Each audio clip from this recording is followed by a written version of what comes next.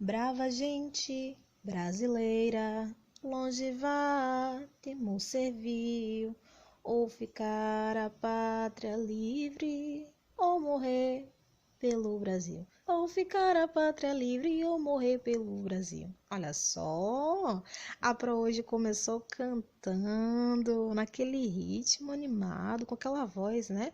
Esperançosa. Por que será? Vamos começar a nossa aula de hoje, né? Falando acerca do feriado de ontem, segunda-feira. O que foi que aconteceu ontem na segunda-feira? Nós comemoramos, celebramos a independência do Brasil, pois foi um feriado nacional, né? Que relembra esse marco histórico na história do nosso país. Portanto, a nossa aula de hoje não poderia começar diferente, né? Vamos lá saber o porquê que nós celebramos esta data, por que foi determinado, né, que nós celebremos o 7 de setembro, o que aconteceu realmente naquela data. Vamos lá. O que é comemorado? No dia 7 de setembro, né, a gente comemora a independência do Brasil. Esta celebração ela é realizada em nosso país desde o ano de 1822. Então, observe, né, que começou essa jornada de comemorar essa independência, essa celebração, em 7 de setembro de 1822. Sabe por quê? Porque foi quando ocorreu o processo de independência, que foi liderado pela elite política daquela época, que no caso era o Dom Pedro I, né? Teve até a participação de José Bonifácio de Andrada da Silva, que foi um dos seus principais protagonistas. Mas vamos lá. Para que a gente possa entender melhor o processo de independência do Brasil, o que foi que aconteceu naquela época, nós precisamos voltar à história de Brasil e Portugal no início do século XIV. Vamos lá, observem uma coisa. Em 1808, né, a família real portuguesa partiu de Portugal rumo às terras da então colônia do Brasil. Eles estavam ali fugindo do ataque imperialista napoleônico. Foi uma história, né, que aconteceu naquela época que também nós iremos estudar daqui para frente. Tal fuga resultou no estabelecimento da corte portuguesa na cidade do Rio de Janeiro, aqui no Brasil. E também, né, ocorreu a elevação do Brasil ao patamar do Reino Unido. Então veio a família real, instalaram-se aqui no país, né, no Rio de Janeiro, então estabeleceram ali o seu domínio, estabeleceram ali uma autonomia, na qual levou o Brasil, né, a um patamar político e foi chamado então de Reino Unido. Olha só, quando, né, estava ali no ano de 1821, já às vésperas da independência, Dom João VI, que era o rei, né, que comandava naquela época, ele teve que regressar a Portugal. O seu filho Dom Pedro, ele ficou no Brasil representando a Casa de Bragança como um príncipe e regente. Então a autonomia naquela época foi deixada temporariamente para o seu filho chamado Dom Pedro, né? E observem aqui, ó, que a situação política interna do Brasil naquela época, quando Dom João ele partiu de volta ali para o seu destino, já estava em conflito, né? Já enfrentava ali uma crise, pois havia se formado uma elite de brasileiros que já tinham interesse em deixar o país independente. Até mesmo optaram, né, por fazer acordos com a coroa portuguesa, mas não obtiveram sucesso. Na virada de 1821 para 1822, que foi o ano que começou ali os conflitos, né, as cortes portuguesas exigiram o regresso imediato de Dom Pedro para Portugal, né? Houve ali alguns decretos de lei onde, né, Dom Pedro, que estava ali sendo príncipe regente, tinha ali toda a autonomia, tinha o poder para estar governando. Aconteceu que com essas mudanças, com esses decretos estabelecidos pela coroa portuguesa, Dom Pedro ele foi enfraquecido. A sua autonomia, o seu poder naquela época, ele foi reduzido. Então, desta maneira, ele estaria sendo obrigado a retornar, né, isso para o seu destino e acompanhar ali então seu pai. Mas, né, o que foi que aconteceu? Dom Pedro, né, que era português de nascimento, Ele, em 9 de janeiro, ele recusou esta ordem da coroa portuguesa. Ele não retornou, porque desta maneira ele estaria sendo o quê? Humilhado ao ver de Dom Pedro, né? Então ele declarou ali, naquele momento, que não iria ir retornar, não é isso? E estava ali ao lado do povo brasileiro, porque Dom Pedro ele sempre buscou os interesses dos brasileiros, buscou ajudar o povo. Este dia que ele determinou que não iria retornar, que iria ficar no Brasil, foi ali conhecido como o Dia do Fico. Ok. O clima de amizade entre Portugal e Brasil prosseguiu durante todo o primeiro semestre de 1822. Então, ali, né, por conta de Dom Pedro, que estava sempre naquela aliança, sempre naquela amizade com o povo brasileiro, então, né, apazigou durante os 6 primeiros meses de 1822 e já estava ali surgindo, né, os interesses, a busca pela independência do país. Em 7 de setembro, né, Dom Pedro ele recebeu das cortes portuguesas um ultimato para voltar a Portugal. Então, decretaram ali que ele estava sendo realmente obrigado a retornar e deixar de lado, né, o apoio que ele tinha com os brasileiros, porque a coroa portuguesa, a corte, perdão, tinha outros interesses. Ela queria continuar explorando o Brasil, né, usufruir de toda aquela autonomia que ela já estava tendo. E Dom Pedro estava, de certa forma, atrapalhando esses interesses, né? Ele foi até ameaçado sob a pena de um ataque das tropas portuguesas às defesas brasileiras. Então, ameaçaram, né, fazer ali uma guerra. E Dom Pedro, né, que ele estava em São Paulo, recebeu essa notícia no dia 7 de setembro, como eu já falei a vocês. Ele estava às margens de um riacho. Este riacho se chama Ipiranga. E Dom Pedro, ao receber esta notícia, por meio de uma carta, né, pela sua esposa, nesta carta havia dizendo que o seu poder tinha sido aniquilado, que estava sendo ali anulado, ou seja, ele não tinha mais direito nenhum, né? E tudo isso foi feito pela coroa portuguesa. Dom Pedro, então, ele encarou esta situação como uma humilhação total. Então, ele não aceitou de maneira nenhuma que a coroa portuguesa tivesse todo o domínio sobre o Brasil. Então, o que foi que aconteceu? Ele declarou que o Brasil seria um país independente, né? Ele disse que naquele momento ali os laços que o Brasil tinha com Portugal estava sendo quebrado, não havia mais ali aquela relação. Então ele conclamou as forças de resistência brasileira à luta contra os portugueses. Ele gritou bem alto: independência ou morte, não é isso? Então, ou o Brasil se tornava independente, ou haveria então naquele momento uma guerra dos brasileiros juntamente com Dom Pedro contra as tropas portuguesas. Fique sabendo de uma coisa muito interessante, o que eu quero trazer para vocês, uma curiosidade. A consolidação da independência, ela levou 3 anos, na verdade. Ela foi oficialmente declarada, né, em 1822, em 7 de setembro de 1822, com este marco, este acontecimento no Riacho Ipiranga, né, proclamado ali, dito por Dom Pedro. Ok, no fim de 1822 e durante o ano de 1823, as tropas brasileiras tiveram que enfrentar as tropas imperiais. Então, mesmo depois desse acordo, mesmo depois deste decreto, a coroa continuou resistindo, não queria abrir mão do domínio que ela tinha com o Brasil, né? E houve ali disputas, houve mortes, ou seja, houve pequenas lutas, pequenas guerras, né? Os portugueses, né, em batalhas e toda a extensão territorial do Brasil. Já em 1824, a independência do Brasil foi reconhecida pelos Estados Unidos, né? Hoje nós sabemos que os Estados Unidos são uma grande potência, então naquela época também não era diferente. E em 1825, Portugal também reconheceu, né, que o Brasil era realmente independente. Ele então abriu mão do domínio que ele tinha com o Brasil, mas não foi de qualquer maneira, não foi fácil, hein? Eles colocaram ali uma condição, eles cobraram. Se o Brasil queria ser independente, ele deveria então conquistar através do quê? Da compra da sua independência, né? Então Portugal exigiu uma indenização de 2 milhões de libras. Naquela época era muito dinheiro. E como é que o Brasil conseguiu pagar por esta independência?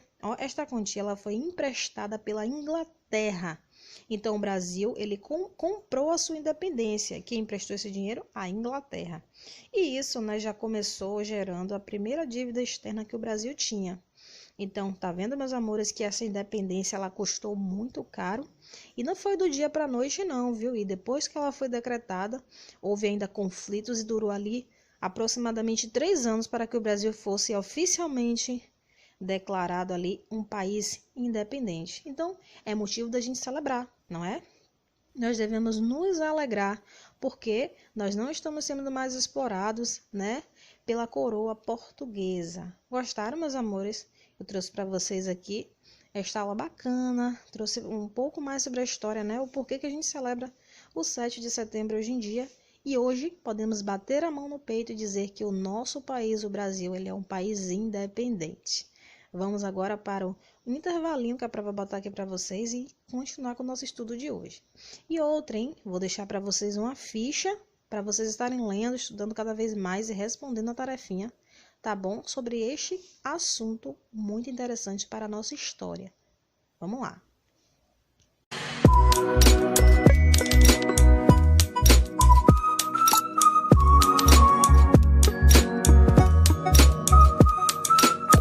Pronto, depois do intervalo, né, que nós aprendemos a questão da independência do nosso país, foi muito interessante. Vamos continuar o estudo de hoje. Na nossa aula de ciências, iremos aprender um pouco sobre a nutrição das plantas. Na aula passada, nós aprendemos sobre o reino vegetal, sobre as plantas em si e cada função, né, de suas partes. E hoje iremos estudar a questão da alimentação. Quando nós falamos em nutrição, é a alimentação das plantas. Como elas se alimentam, de que forma elas fazem para se alimentar. Vamos lá que nós iremos aprender.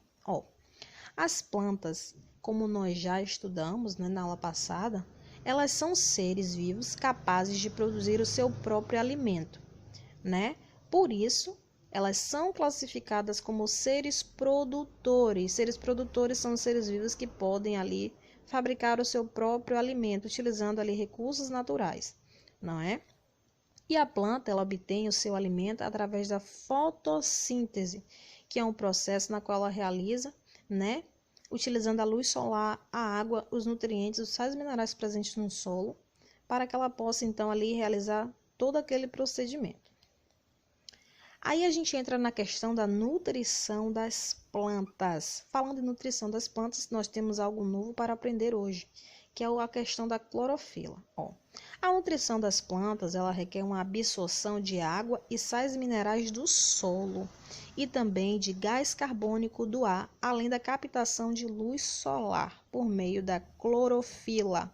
O gás carbônico ele é super importante na vida das plantas, ele é um gás essencial, não é? E a questão da clorofila, que é uma substância averdeada que existe ali nas folhas das plantas. Então, o que dá aquela coloração esverdeada nas folhas das plantas é a presença da clorofila, não é? Uma substância produzida pela própria planta. Então, meus amores, utilizando a luz solar, os sais minerais, água, gás carbônico, não é? Tudo isso aqui vai juntando para gerar o processo de fotossíntese realizado pelas plantas para que ela possa desta maneira se alimentar. A água e os sais minerais, né, são retirados do solo pela raiz, que é um dos órgãos mais importantes da planta. Estes elementos, eles formam a seiva bruta. Quando nós falamos em seiva bruta, vai ser ali, né, a alimentação da planta. A seiva bruta ela é transportada até as folhas por vasos condutores, que ficam ali no caule das plantas, né? São vasos condutores internos existentes na planta. Então, é como se fosse ali canais, tubinhos, que vão levando todos esses sais minerais por toda a extensão. As plantas, elas também respiram e transpiram. Vocês sabiam disso? Pois é, olha só. Na respiração das plantas, as folhas, elas podem absorver o gás oxigênio também presente no ar. Não é só o carbônico, o oxigênio também é absorvido pelas plantas. E também a água, né? Dependendo ali do ambiente que a planta vai viver. Já a transpiração acontece o que? Quando a planta elimina grande quantidade de vapor de água através de minúsculas aberturas. É como se ela estivesse suando, né? E essas aberturinhas nós chamamos de estômatos. São pequenos orifícios presentes nas folhas das plantas que ela utiliza ali para evaporar a água E esta respiração, juntamente com a transpiração, acontece para equilibrar a quantidade de água que passa pela planta, ajudando também ali no ciclo da água na natureza.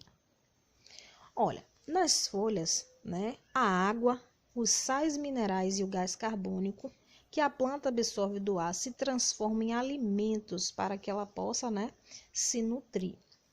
E o alimento produzido pela planta para ela mesma se chama seiva elaborada. Então, quando eu perguntar a vocês o que é seiva elaborada, é o alimento produzido pela planta através das folhas, utilizando a água, os sais minerais e o gás carbônico. Ok.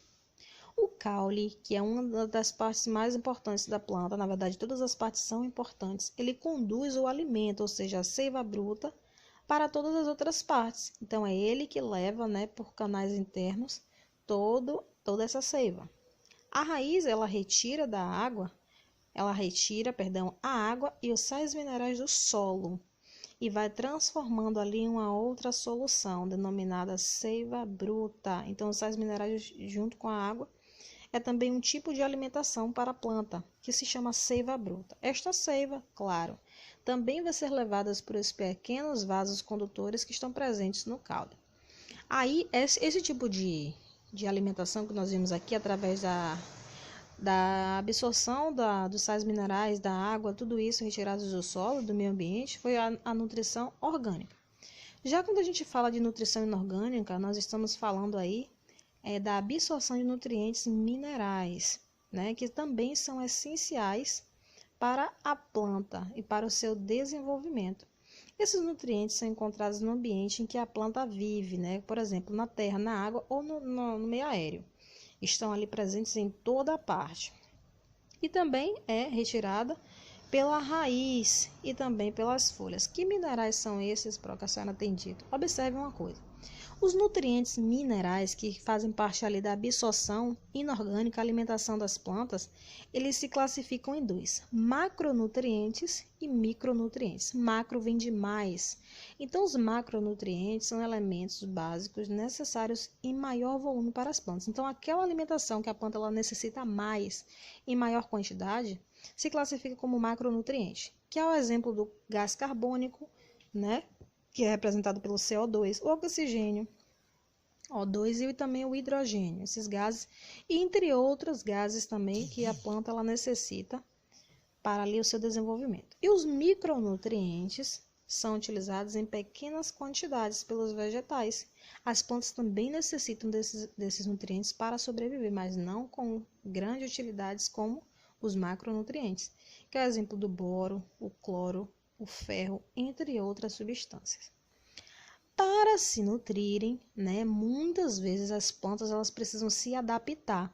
São seres capazes, né, de se moldarem em qualquer ambiente no qual elas vivem. Existem algumas características próprias. As plantas se caracterizam de acordo ali com as suas adaptações. E elas fazem tudo isso para a sua nutrição. Vamos lá. Elas podem ser chamadas de epífitas, aquáticas, plantas que vivem em lugares muito secos, né, que nós costumamos chamar de cactos, plantas parasitas e também as carnívoras. Vamos aprender um pouquinho mais sobre cada uma delas. Vamos lá. As plantas epífitas são plantas que se encontram em locais com formações vegetais muito densas. É muito difícil, né, ela conseguir se manter no solo, no chão. Então, por isso, o que acontece com essas plantas? Elas acabam se instalando em cima de outras plantas. Por que elas fazem isso? Porque desta maneira, elas conseguem receber melhor a luz solar. A gente sabe que sem luz solar a planta não realiza a fotossíntese. E sem a fotossíntese ela não se alimenta. Então, foi a maneira que essas plantas encontraram para sobreviver, se instalando acima de outras plantas, ou seja, em um ponto mais elevado para captar a luz solar e fazer a sua fotossíntese. Então, quando elas vivem acima de outras plantas, são chamadas de plantas épfitas. Já as plantas aquáticas, aquática vem de água. São plantas que requerem adaptações especiais. Elas conseguem ali viver submersas embaixo da água. Esse tipo de planta consome o gás oxigênio dissolvido na água. A gente sabe que a água também possui gás oxigênio. Pois é, não é só no ar, né? E para que a planta possa respirar, ou seja, realizar o seu processo de fotossíntese, ela libera no meio ambiente cerca de 70 a 90% do oxigênio contido na atmosfera. Então, são as plantas aquáticas que produzem a maior parte do oxigênio que nós respiramos. Tá vendo? Então, quando você ouvir alguém dizer a maior parte do oxigênio, ou seja, do gás que nós respiramos, o oxigênio vem do mar. É verdade. Já as plantas que vivem em lugares muito secos, que nós costumamos chamar de cactos, são plantas que se desenvolvem, né, em uma estrutura especial, um formato diferenciado. Por que elas vivem desta maneira? Para diminuir a perda de água, né? Então, por isso, as folhas dessas plantas, elas possuem folhas sim. As folhas, elas são ali em formato de espinhos. E os seus caules, eles são preparados para armazenar água. Então, elas conseguem ficar ali dias, semanas, né? Isso sem entrar em contato com água e sobreviverem, porque elas armazenam dentro de si quantidades significativas de água. Já as plantas carnívoras, carnívora é aquela planta que come carne, não é? Ou insetívoras também são conhecidas assim. São aquelas plantas que não conseguem, de alguma forma, retirar do solo todos os sais minerais que elas necessitam para sobreviver, né? Ou seja, para o seu desenvolvimento. Então, elas optam, né, em capturar pequenos animais, insetos, aracnídeos e até mesmo répteis, anfíbios e aves, para que desta forma ela consiga adquirir os outros nutrientes necessários que ela precisa, que ela não consegue retirar do solo. É o único tipo de planta que é chamada de produtora e também de consumidora, né? É uma planta que ela produz e ela consome. E o último tipo de planta que nós iremos aprender é a planta parasita. Por que elas são chamadas de parasita? Observe uma coisa, são plantas que são chamadas assim porque elas não conseguem de maneira nenhuma produzir o seu alimento. Sabia que tem planta que não consegue fazer isso? Pois é. Mas o que elas fazem? Elas se aproveitam de outras plantas. Elas retiram tudo o que ela precisa, né, de outra planta, ou seja, do caule. Elas se instalam ali em um determinado ponto das plantas para sugar, para retirar. Plantas vampiras. E essas plantas na qual elas se instalam recebem um nome. São chamadas de hospedeiras. Então, as hospedeiras fornecem a alimentação para essas plantas parasitas, né, para que elas possam sobreviver, viver. Tá vendo essas imagens aqui? Aquela planta ali está sugando a seiva da outra planta. Então, o que aquela planta retira do solo para se alimentar é obrigada a dividir com ela. Pois é, tá vendo, meus amores? Que coisa, né? Há todo tipo de planta no nosso meio ambiente. Interessante. Então, no nosso diário de hoje, nós temos uma tarefa no livro de ciências, na página 114 e 115. Estudem, tá bom? As páginas anteriores a esta da atividade. Leiam direitinho, tá bom? E também a prova deixar para vocês uma ficha de história sobre a independência. A ficha da independência, né, que foi dia 7 de setembro. Esta ficha estará disponível hoje na secretaria da escola. Mas é só a partir das 10 horas, tá bom? Provavelmente 11 horas. Então, meus amores, vocês já ficam cientes para não ir agora às 7h30 da manhã, 8 horas, buscá-la. E ela não estará disponível ainda, até mesmo 9 horas ainda não estará, tá bom? Então, eu quero deixar um recadinho para vocês. Continuem se cuidando, se protejam, tá bom? Que o coronavírus ainda não passou, ainda está por aí rondando, ok? Se cuidem, porque eu amo todos vocês. Ficamos por aqui na nossa aula de hoje. Caso você tenha dúvida, já sabe que a Pro tá aqui, né? Gostaram do assunto interessante de hoje? A aula foi bacana, né? Olha só a plantinha que a Pro botou ali para animar, para, né, deixar o nosso ambiente escolar mais agradável. Que ambiente escolar é esse? O ambiente virtual, que é desta maneira que nós estamos estudando agora. E você que ainda não mandou o seu vídeo de artes, o seu trabalho sobre textura, que era até ontem, tá bom? Que eu passei para vocês, ainda há tempo de vocês enviarem, ok? A Pro tá postando tudo lá no Facebook, viu? Beijo, meus amores.